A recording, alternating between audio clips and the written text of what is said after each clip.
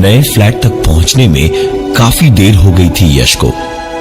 कल ही यहां शिफ्ट हुआ था वो। राहुल ने भी यश को कल यहां शिफ्ट करने में काफी मदद की थी। रात को यही रुका था और सवेरे सवेरे दोनों साथ ही ऑफिस गए थे। पूरी बिल्डिंग बिल्कुल शांत थी। झिंगुरों के अलावा कोई दूसरी आवाज नहीं थी। बिल्डिंग के बाहर लगा गेट खोलकर यश ने ताला लगाया और लिफ्ट की ओर जाने को यश घूमा ही था जब देखा कि सिक्योरिटी गार्ड सामने मुस्कुराता हुआ खड़ा था और बीड़ी पीता हुआ बोला, चलिए साहब, हम ऊपर तक चलते हैं, आपके साथ छोड़ आते हैं आपको।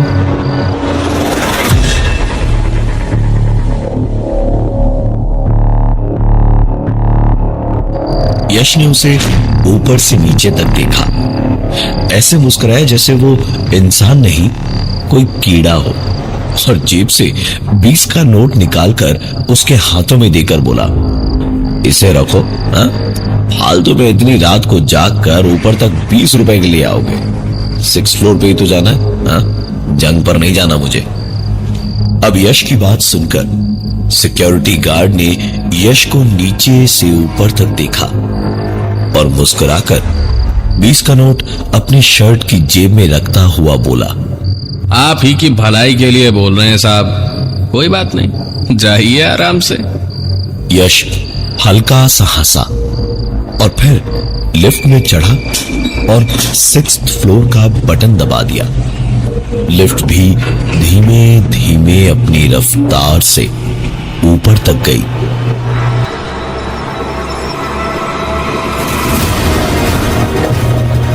यश लिफ्ट से उतरा और लिफ्ट का दरवाजा बंद करके जेब से चाबी निकालता हुआ अपने फ्लैट का दरवाजा खोलने को पलटा ही था जब उसने देखा कि 7th फ्लोर पे जाने वाली सीढ़ियों पर एक थोड़ी उम्र दराज औरत बैठी थी। कुछ काले बाल और कुछ चांदी के धागों जैसे चमकीले सफेद। तकरीबन कुछ 60 से 65 के बीच की उम्र रही होगी उनकी। इतनी रात को यहां क्या कर रही है, यही सोचकर यश ने पूछा, अरे आप यहां क्यों बैठी हैं? किसके घर जाना है आपको? वो औरत जैसे इंसान नहीं पत्थर थी। पूरी बात को सुन के भी वैसे ही बैठी रही, न हिली न कुछ बोली। यश ने सोचा शायद ऊंचा सुनती होगी, इसलिए उसने दोबारा कहा, आंटी जी यहां क्यों बैठी हैं? अरे कहां रहती हैं आप? वो पलटी और यश के फ्लैट की ओर इशारा करके बोली, मैं यहीं तुम्हारे साथ ही तो रहती हूँ।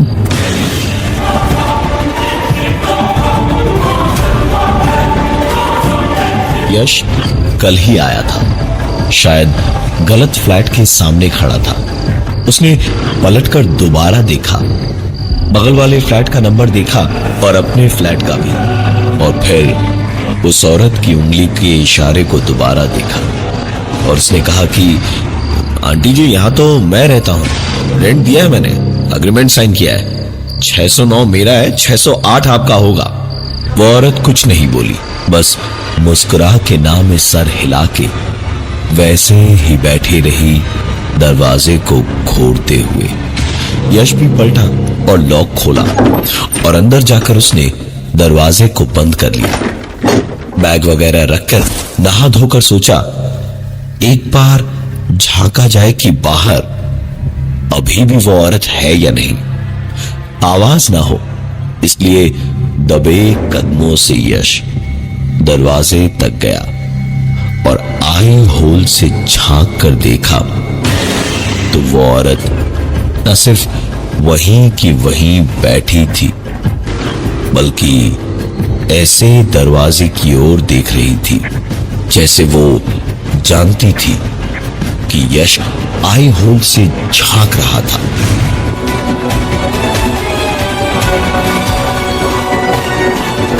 एक अजीब बात यश ने अब जाकर देखी कि उसने अभी तक शायद एक भी बार पलकें नहीं झपकाई थी। यश आंखें फाड़ फाड़ कर उसे देख ही रहा था जब अचानक उस औरत ने मुस्कुराते हुए अपना हाथ उठाया और उंगली ऐसे दिखाई जैसे यश को पीछे देखने को कह रही हो। यश को ऐसा महसूस हुआ जैसे नसों के अंदर से लहू नहीं सांप रेंग रहे हो।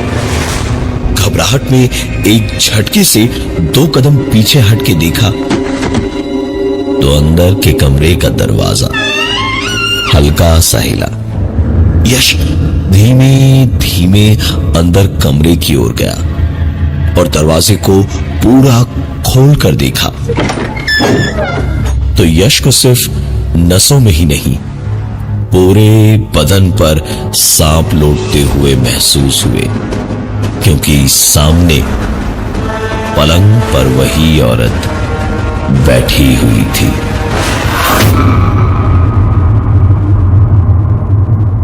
एक कहानी ऐसी भी प्रवीण के साथ। यश का हाल ये नजारा अपने सामने देखकर बेहद बुरा था। उसे ऐसा महसूस हो रहा था इस वक्त जैसे किसी ने उसे बर्फ की अलमारी में बंद कर दिया हो। न हिल डुल पा रहा था और न ही गले से आवाज निकल रही थी। एक औरत जो अभी अभी बाहर थी, बंद दरवाजों बंद खिड़कियों के बावजूद एक ही पल में बिना हिले डुले अगर अभी अंदर थी तो इसका मतलब वो जिंदा इंसान तो नहीं हो सकती थी। यश ने पूरी हिम्मत जुटाई और बाहर की ओर भागा। लिफ्ट का इंतजार न करके सीढ़ियों से ही नीचे भागा और सिक्योरिटी वाले के पास पहुंचकर उसे हाँफता हुआ बोलने की कोशिश कर ही रहा था जब हथेली में खैनी पीट कर उसे हाथों में दबाता हुआ मुस्कुराकर सिक्योरिटी गार्ड ने कहा, हमने तो पहले ही कहा था साहब, पर आप साहब आदमी। चलिए देखते हैं क्या कर सकते हैं।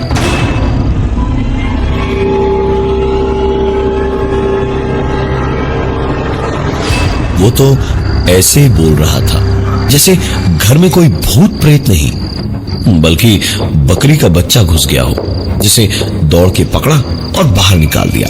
लिफ्ट में चढ़कर दोनों 6th फ्लोर पर पहुंचे और लिफ्ट का दरवाजा बंद करके तंबाकू थूककर सिक्योरिटी गार्ड ने यश से कहा, सुनिए, हम जा रहे हैं अंदर, आप यहीं बाहर रुकिए। लाख आवाजें सुनाई दे, चीख पुकार सुनाई दे, हम चीखें चिल्लाएं चाहे जो हो जाए, लेकिन जब तक हम यहाँ बाहर आके आपको अंदर आने को ना कहें तब तक यहाँ से हिलिएगा भी मत। यश चुपचाप वहीं खड़ा हो गया और वो सिक्योरिटी गार्ड दरवाजे को जरा सा खोलकर अंदर चला गया। उसके अंदर जाने के कुछ ही देर में हल्का सा खुला हुआ दरवाजा बंद हुआ और अंदर से एक आदमी और एक औरत के चीखने की आवाजें आने लगी। यश को याद था कि उसे वहीं खड़े रहना है, अंदर नहीं जाना है। यश चुपचाप वहीं खड़ा रहा और कुछ ही देर में सारी आवाजें शांत हो गई।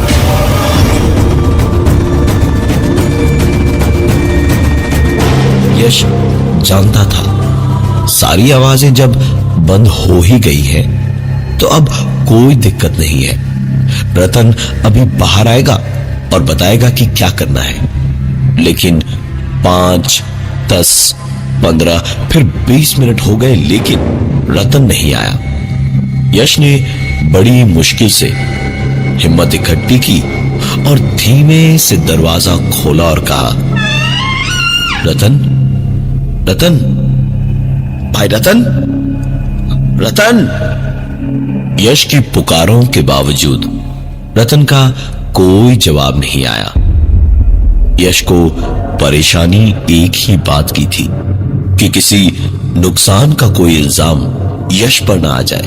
डरता हुआ घबराया सा यश अंदर पूरा फ्लैट उसने देखा लेकिन रतन कहीं दिखाई नहीं दिया। ऐसा कैसे हो सकता था? इतना बड़ा एक आदमी कहां गायब हो गया? जमीन खा गई या आसमान निकल गया, या फिर वो बूढ़ी औरत?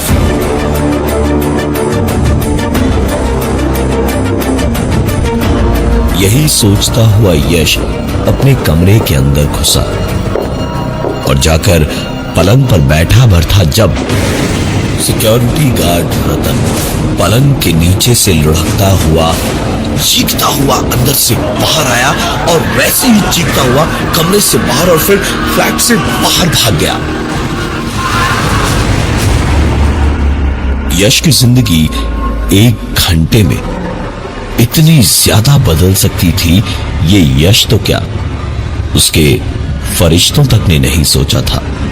भागते हुए रतन के पीछे दौड़ा वो। रतन, अरे रतन, रतन रुको, अरे क्या हुआ रतन? रतन! रतन अंधाधुंध भागता हुआ सीधा सीढ़ियों पर जैसे उड़ता हुआ नीचे को भाग रहा था। बेचारे गरीब आदमी को कहां फंसा दिया मैंने, यही सोचता हुआ यश उसके पीछे उसे संभालने के लिए दौड़ा।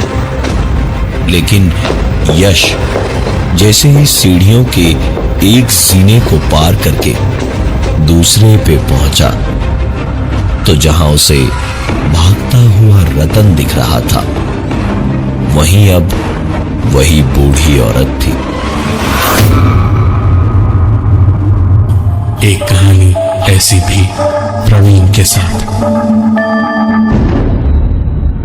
यश एक पल को ठिठक के रुका तो देखा नहीं, रतन ही था। फिर उसके पीछे आवाज लगाकर दोबारा दौड़ा तो रतन नहीं, बुढ़िया ही थी। यश रुका नहीं, दौड़ता रहा और आखिरी सीढ़ी पर पहुंचकर वो बूढ़ी औरत रुक गई और पहले माले पर यश रुक गया। वो बूढ़ी औरत पलटी और यश को बड़े ही गुस्से में घूरती हुई मुंह खोलकर एक अजीब सी आवाज करने लगी और आखिरकार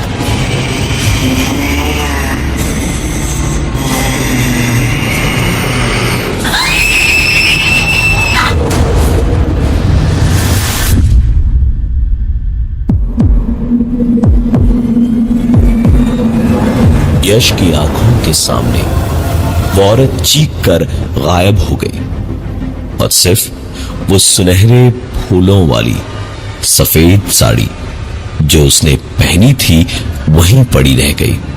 यश बेहोश हो गया। आंखें जब खुली और जब उसे होश आया तो वो अपने पलंग पर अपने ही कमरे में था। सपना देखा था उसे शायद ऐसा लग रहा था, लेकिन इतना सब कुछ था कि उसे ऐसा लग रहा था जैसे ये सब कुछ उसके साथ रात को हुआ था। खुद से ही ये पूछते हुए यश सीधा नीचे सिक्योरिटी गार्ड रतन के पास गया और उससे रात के बारे में पूछा। रतन ने जोर से हंसते हुए कहा, अरे साहब, हम कहां से रात को आएंगे, हम ड्यूटी पे थोड़े ही थे। बिल्डिंग में तो रात को किसी की भी ड्यूटी नहीं होती, तभी तो ताला लगाते हैं ना गेट पे। अगर ड्यूटी पे कोई होता तो ताला काहे लगाते।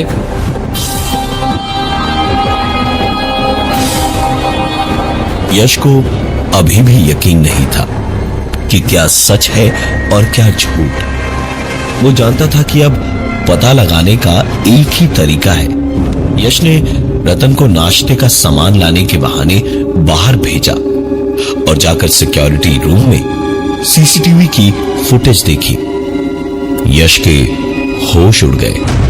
एक बार फिर बेहोशी सी छाने लगी घबराहट के मारे, क्योंकि फुटेज में यश को साफ साफ दिखाई दिया कि यश ऑफिस से देर से आया, ऊपर गया, हवा में ही किसी से कुछ बात भी की, फिर सीढ़ियों पर अकेला ही दौड़ता हुआ दिखा और आखिर में बेहोश होकर गिरा। लेकिन घर कैसे पहुंचा ये वीडियो फुटेज में नहीं दिखा। यश ने सोचा कि अब ऐसी मुसीबत से वो लड़े भी तो कैसे। इंटरनेट पर ढूंढा घोस्ट बस्टर टीम, यानी ऐसी दिक्कतों को संभालने वाले लोगों का पता चला। उसने बात की तो रात को ऑफिस से लौटने के बाद 11 बजे का वक्त तय हुआ। वो टाइम पे ही आए और उन्होंने आकर अपने camera, infrared lights, sodium vapour bulbs, temperature motions वगैरह लगाए और फिर शुरू हुआ इंतजार।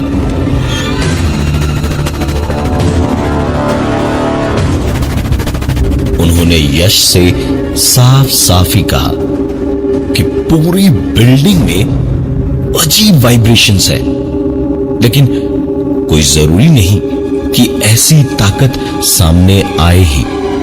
हो सकता है कि इनके रहते वो जल्दी सामने ना आए, लेकिन तभी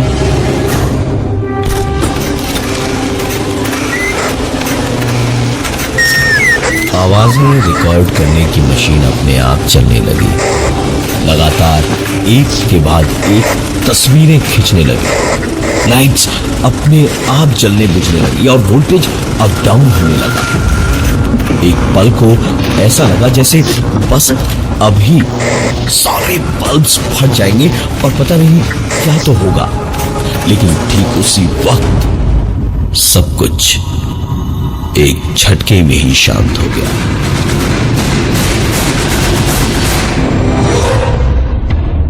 एक कहानी ऐसी भी प्रवीण के साथ। ऑडियो रिकॉर्डर की रिकॉर्डिंग प्ले की तो एक आवाज उन्हें साफ साफ सुनाई दी। 3 बजने से पहले यहाँ से निकल जाओ, वरना यहाँ कोई भी जिंदा नहीं बचेगा। वो सबको मार देगा। ये सुनकर यश की तो जान गले में ही सूख गई, लेकिन घोस्ट बस्टर्स की टीम को पता था कि ऐसे हालात में क्या करना है। उन्होंने यश को समझाकर कहा कि वो परेशान बिल्कुल ना हो। उन्होंने ऐसे कई केसेस सॉल्व किए हैं, वो सब कुछ संभाल लेंगे। शायद उनकी ये बात, उनका अपने ऊपर ये घमंड किसी को बुरा लग गया, क्योंकि उनकी बात खत्म होते ही तुरंत एक बार फिर से लगा जैसे सब कुछ फट जाएगा। सब कुछ जैसे चीख चीख कर उन सब से वहां से चले जाने और खुद को बचाने की भीख मांगने। यश बार बार कहता रहा, लेकिन घोस्ट बस्टर्स की टीम मानने को तैयार ही नहीं थी। तभी अचानक एक साथ ही उन सब का ध्यान कैमरास की ओर गया। हर चमकते फ्लैश के साथ अंधेरे में उन्हें वही औरत कभी यहां दिखती तो कभी वहां। अब सभी को घबराहट हुई और निकलने को पलटे ही थे जब एक आवाज गूंजी उस औरत की। तुम लोगों ने कईयों की मदद की होगी, लेकिन यहाँ तुम्हारी एक नहीं चलने वाली।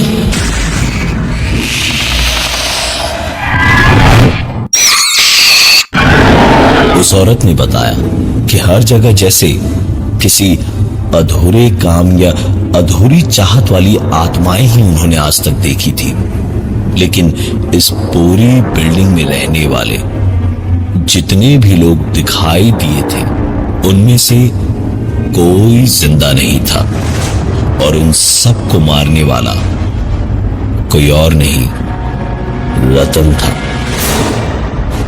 उस औरत को, यानी उषा मल्होत्रा को, जो एक बूढ़ी विधवा थी, उनके गहनों को लूटने के लालच में रतन ने मारकर उसी फ्लैट में सड़ने को छोड़ दिया था। बेटा अमेरिका से उन्हें लेने आने वाला था, तो सब कुछ बेचकर पैसे जो अलमारी में थे वो और गहने वगैरह सब लेकर रतन भागा नहीं था वहां से। सब छुपा के ऐसे रह रहा था जैसे कुछ हुआ ही नहीं हो। उसके 2 दिन के बाद ही रतन पागलों की तरह दौड़ता हुआ बिल्डिंग से बाहर भागा, जैसे कोई उसके पीछे था। उसके बाद एक के बाद एक पूरी बिल्डिंग में कोई नहीं बचा। रतन ने मर के भी अपना बदला ले लिया। ये सारी बातें बताने के बाद उस औरत ने एक बात और कही। 3 बजने के पहले यहाँ से निकल जाओ, वरना इतने लोगों की नफरत, इतनों के दर्द और गुस्से का शिकार हो जाओगे। कोई नहीं, कुछ नहीं बचा पाएगा तुम सबको। नजर घड़ी की ओर गई तो देखा 2:58 हुए थे। यश के साथ बाकी सब ने भी दौड़ लगाई वहां से। नीचे पहुंचकर मेन गेट के ताले को खोलने की कोशिश कर ही रहे थे जब खैनी पीसकर होठों में दबाते हुए रतन की आवाज उन्हें सुनाई दी। कहाँ चले सब लोग? 3 बज गए साहब, चलिए ऊपर छोड़ दूं।